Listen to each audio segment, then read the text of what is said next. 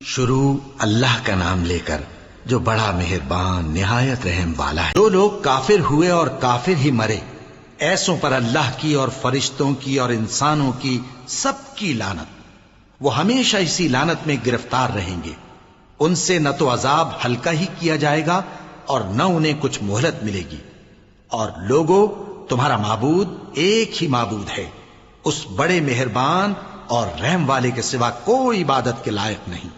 بے شک آسمانوں اور زمین کے پیدا کرنے میں اور رات اور دن کے ایک دوسرے کے پیچھے آنے جانے میں اور کشتیوں اور جہازوں میں جو سمندر میں لوگوں کے فائدے کے لیے رواں ہیں، اور میں جس کو اللہ آسمان سے برساتا اور اس سے زمین کو اس کے مردہ ہو جانے کے بعد زندہ یعنی خشک ہو جانے کے بعد سرسبز کر دیتا ہے، اور زمین پر ہر قسم کے جانور پھیلانے میں اور ہواؤں کے چلانے میں اور بادلوں میں جو آسمان اور زمین کے درمیان گھرے رہتے ہیں، عقل مندوں کے لیے اللہ کی قدرت کی نشانیاں ہیں۔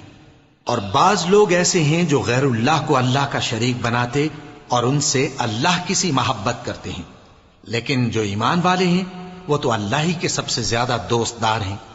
اور اے کاش ظالم لوگ جو بات عذاب کے وقت دیکھیں گے اب دیکھ لیتے کہ سب طرح کی طاقت اللہ ہی کو ہے، اور یہ کہ اللہ سخت عذاب کرنے والا ہے۔ اس دن کفر کے پیشوا اپنے پیروں سے بیزاری ظاہر کریں گے اور دونوں عذاب الہی دیکھ لیں گے اور ان کے آپس کے تعلقات منقطع ہو جائیں گے۔ یہ حال دیکھ کر پیروی کرنے والے حسرت سے کہیں گے کہ اے کاش ہمیں پھر دنیا میں جانا نصیب ہو، تاکہ جس طرح یہ ہم سے بیزار ہو رہے ہیں اسی طرح ہم بھی ان سے بیزار ہوں۔ اس طرح اللہ ان کے اعمال حسرت بنا کر دکھائے گا اور وہ دوزخ سے نکل نہیں سکیں گے۔ لوگوں، جو چیزیں زمین میں حلال طیب ہیں وہ کھاؤ، اور شیطان کے قدموں پر نہ چلو، وہ تمہارا کھلا دشمن ہے۔ وہ تو تم کو برائی اور بے حیائی ہی کے کام کرنے کو کہتا ہے، اور یہ بھی کہ اللہ کی نسبت ایسی باتیں کہو جن کا تمہیں کچھ بھی علم نہیں۔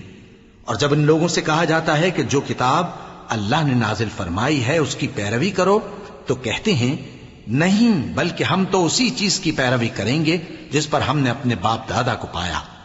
بھلا اگرچہ ان کے باپ دادا نہ کچھ سمجھتے ہوں اور نہ سیدھے رستے پر ہوں، تب بھی وہ انہی کی تقلید کیے جائیں گے۔